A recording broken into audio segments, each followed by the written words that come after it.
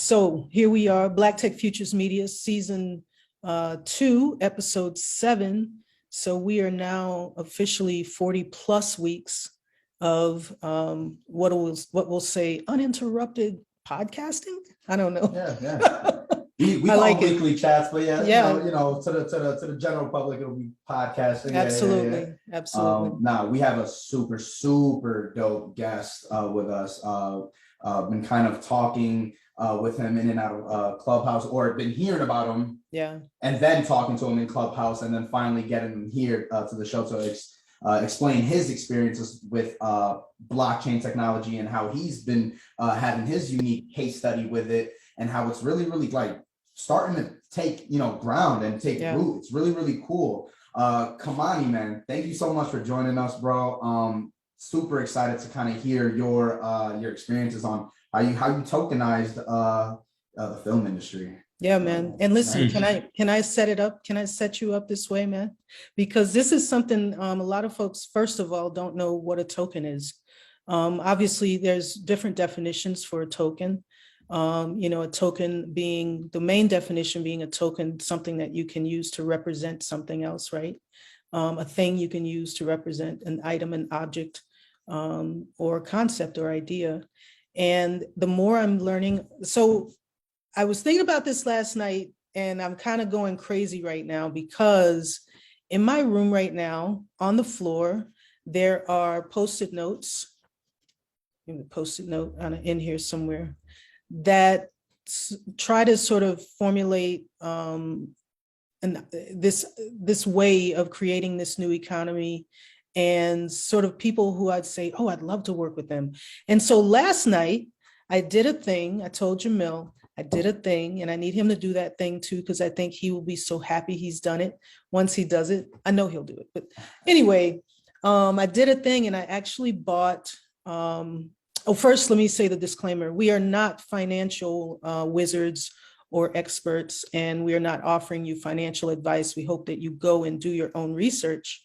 And as well, any token that we describe or discuss, or ownership of any tokens that we discuss on this show, these tokens are not meant to be securities. And so we just want to make sure that you understand that as we go forward in our amazing discussion about tokenomics today. But started with, and I always go back to this, Jamil put me on with regard to NFTs. That was about 7 months ago. We've been in this conversation literally, I think the next day, I don't know, March 3rd, right? Yep. So 2020. So we've been in that conversation since then with the public. Prior to that, he and I were having conversations for roughly about 5 or 6 months, talking about Black tech futures and what that means and what that looks like, right? Mm-hmm. And so here we are. We started our show. We're now about 6 months into the game, having these conversations all over Clubhouse, all over this weekly chat. And today, and I think over this weekend, over the last week, I have literally been absorbing everything I can get my hands on, because that conversation about NFTs has evolved for me to tokenomics and creating new economies.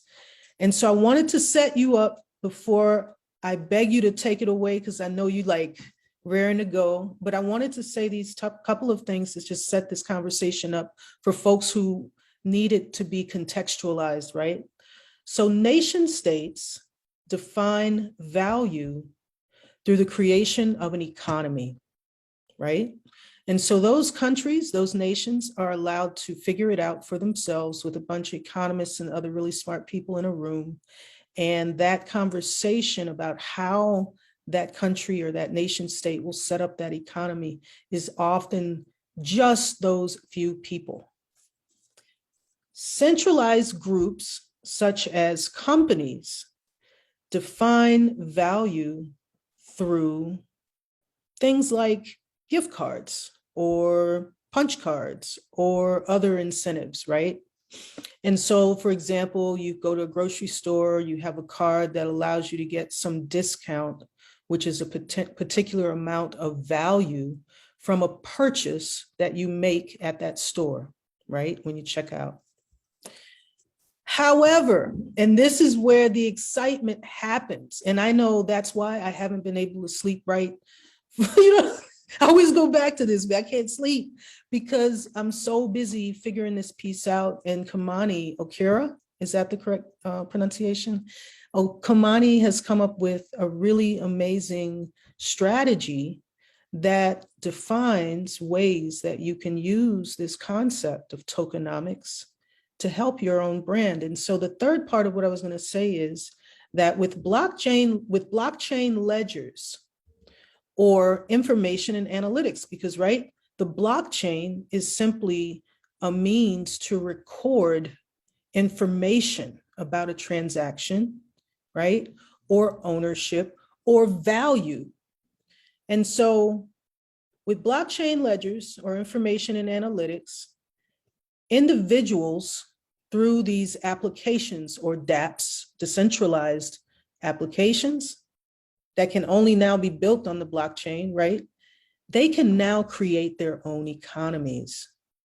And this, people, this is to me the next level of ownership, of defining brands, of being your own. Everybody in this economy, you are your own Facebook. You feel me? So this is what I want to say. If you want to understand this a little bit better, this is a definition from a video I watched. The video, you can find it on YouTube. It's called Tokenomics 101 Introductory Course.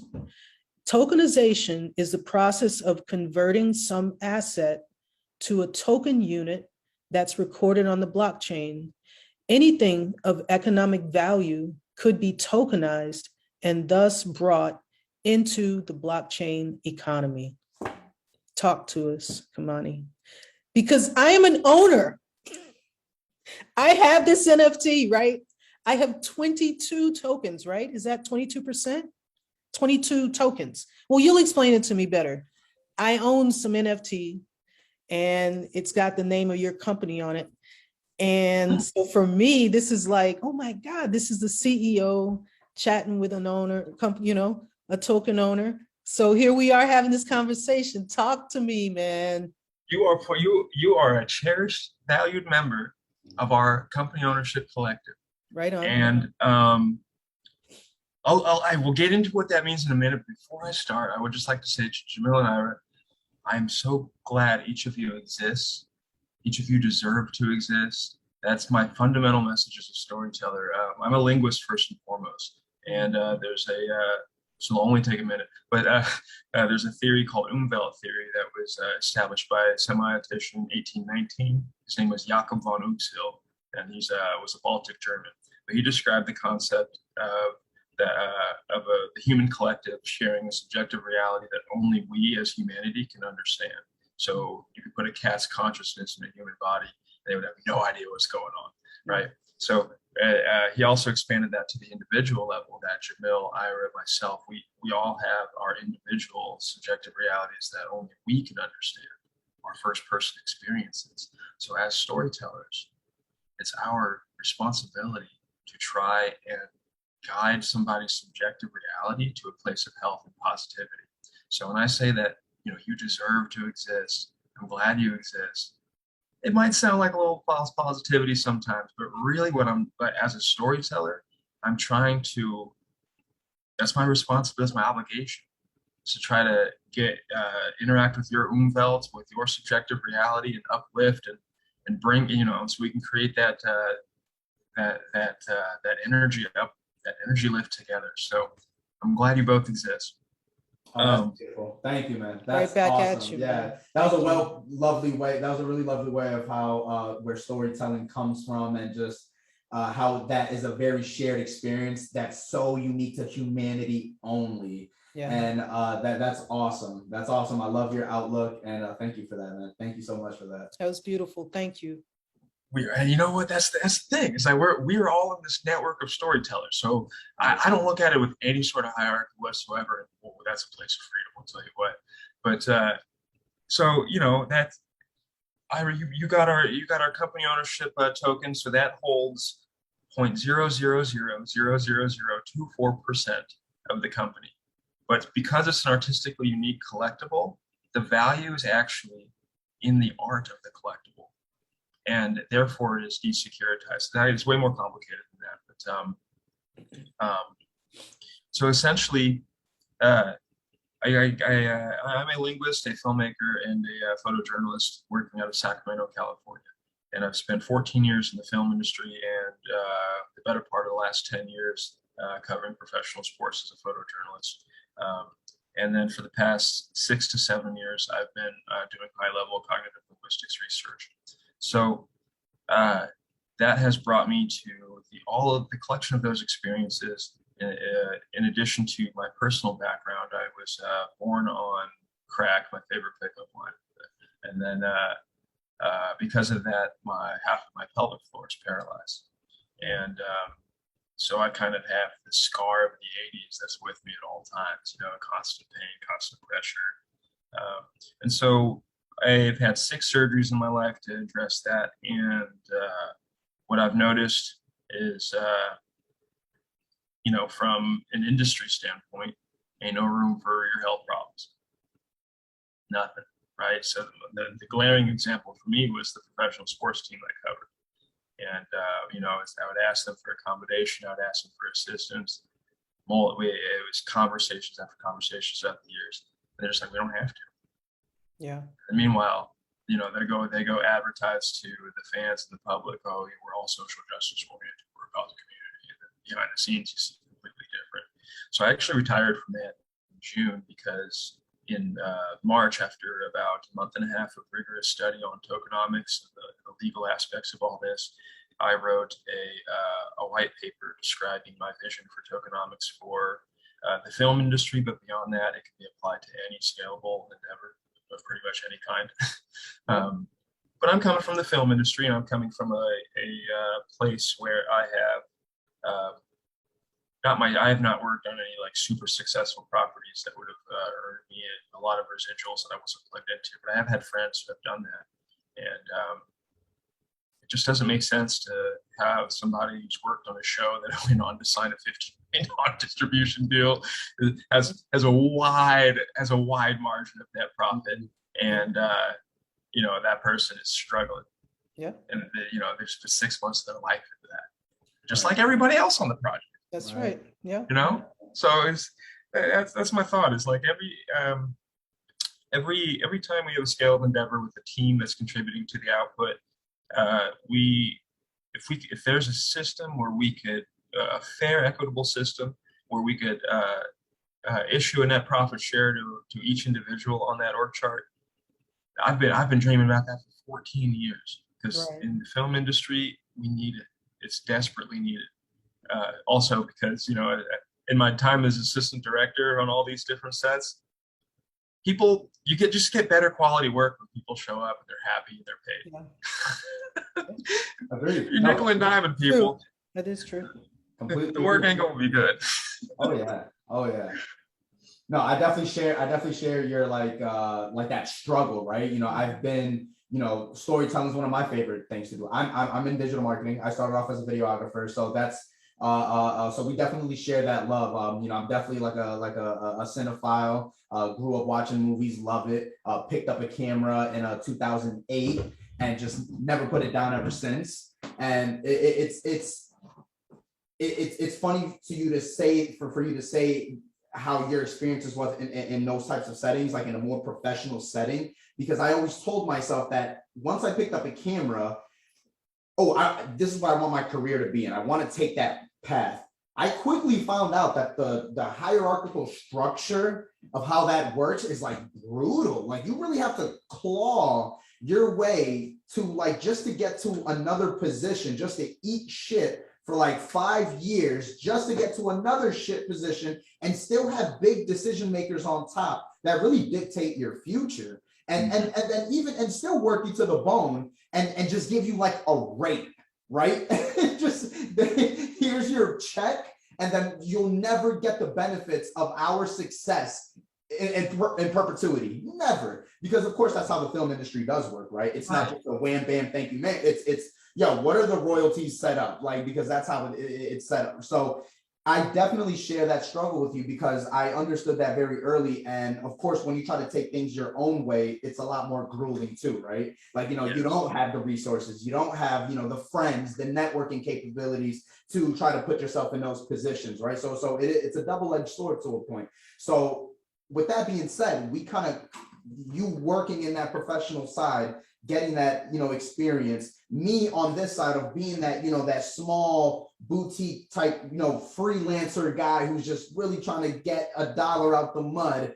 And we come across this technology and now we're here, and it just kind of opens up this just universe of possibility to say, we can finally do this ourselves, bring a community of people who feel the exact same way, and see if we can make something of value with our talents and actually share that success equally, or you know, it's a beautiful concept. And I love how you got to it and made a white paper where, you know, for people like me to just say, okay, someone started rolling the ball, like where are we at? Like I need to, you know, digest this and see what's going on. So, you know, this is why this conversation is so dope. So why don't you run us through, you know, how you got from, you know, your that kind of crossroad of, all right, here I am, you know, not, you know, really being fairly compensated, and I know that, and I'm thinking, and I'm wishing on a star, what's that one thing that can, the thought process, brother. What can unlock that? Yeah. And now we have blockchain technology and tokenomics. So how did you, after doing all that research, and say, I'm going to make my own token now, I'm going to do this? What made you? How'd you make the leap, man? What share that with us? Yeah, because that's a big leap. The real primary goal going into it wasn't the finance part. It was the 20% net profit share part. I wanted to just build a hard math utility that we could issue net profit share to our team. And that immediately clicked when I actually understood what NFTs were. I'm like, oh, wait, so you get fractionalized ownership to the asset and then spread ownership among your team. Like, that made sense to me right away. Right. But then I started like thinking like, okay, well, if we're going to do that, what are the other use cases we can get out of this? You can protect the IP creator. You can tie in the platform in a sustainable way. Like, you have to do that, right? And I was like, shit, wait a minute. Wait, and then I start doing research on securities law, and I get really deep into that with 3 different lawyers for a couple months there. And we all kind of realized like, oh, like it's kind of like an 80s movies premise, right? Like you go find the old boot and then you get the house or whatever, like a Spielberg movie. Like, you could stake your ownership of an asset to anything you want. All that matters is that the market agrees with you that asset has value. Right. So you be like, hey, I'm writing up this legally binding document that is staking the ownership of my house to like my sneaker. And I'm gonna go try to sell that at the farmer's market. You know, hey, good luck, but if so, yeah. But so it's possible, but that's how it works, right? Yeah. So that's essentially what this is, and it really took me a while to wrap my head around kind of what Ethereum was and what Bitcoin was and the actual applications of cryptocurrency themselves. Because the way that I came to understand it was that we have a problem with the dollar, and that, you know, that became a mounting issue when I was doing this research. I was like, okay, the US dollar, we have no idea what the max supply is. You could tell me any number right now, and I'd probably believe you. You'd be like, oh, it's 100 trillion. Okay. No, it's 500 trillion. Okay. We have no idea. So the value of that asset isn't measured against the pool of the asset. So what is the value of that asset staked to? The mythology is that it's staked to gold, but that's not true at all. Richard Nixon passed some legislation in 1971, I believe, that switched the Federal Reserve's value staking system to be based on the oil markets. So the big criticism towards crypto is, oh, what's the carbon footprint? It's like, what's the carbon footprint of that dollar? Right. Because it's the value of it is directly staked to the oil markets, and even then, that's such a volatile stake, in that thing could collapse next month. I mean, So check the gas prices down your street at the gas station. That'll let you know how much that changes. Yeah, yeah. right. And it's weird because then you start getting into what that asset actually is, the dollar. It's actually a debt note. It's so weird. Anyway, I don't get too deep into that. It's kind of boring, but Yeah, but this is, you know what, the thing is, you're bringing up points that, you know, as you keep catching yourself sort of saying, okay, we're not going to go down, that's a rabbit hole, but that's, you know, the fact is anybody can actually research this information for themselves. Ask the question, what is the dollar actually staked against, right? Mhm. What backs the dollar? What do we know about exactly what you just said, legislation? All of these things are very simple to research. And I think that's where, you know, people say, well, we're not going to get into that conversation, you know, whatever that conversation is that ultimately potentially can lead you to some truth, right? Right. So yeah, but it all leads to this opportunity, right? It's really just absolutely. providing that story to lead up to why this is the future, why this is important, and why everyone needs to know about it. Exactly. Facts, yeah. So you contrast like Ethereum, which is what our system is built on, and theoretically you could build this tokenomic system on any blockchain that can win the legal argument that the blockchain assets themselves are assets that the consumer is investing in.